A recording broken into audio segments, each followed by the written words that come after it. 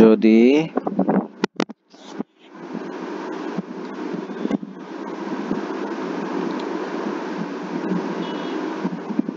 এটাকে যদি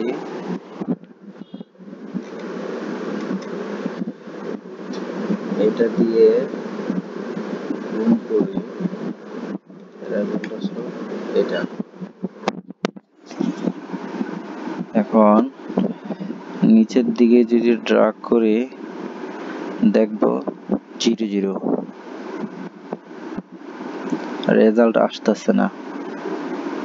একটু নিচের দিকে তাকাই, আমার শুরুতে এটাতে 14 নাম্বার, আবার এটাতে এটাছে কত 15, মানে 15 হয়ে যেতেছে 14 14, তার 15 হইলো এটা, ঠিক আছে B15, তো আমার B15 কিন্তু এখানে গ্যাপ, B24 এর গ্যাপ। তো এই প্রবলেমটা সলভ করার ওয়ে হইতেছে যদি আমি এটাকে অ্যাবসলিউট করে দিই, মানে আমার এটা চেঞ্জ হবে না, ঠিক আছে। এই ক্ষেত্রে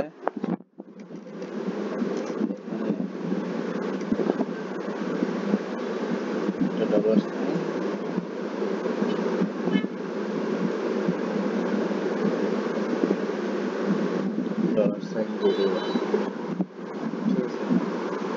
তারপর আমি দেখি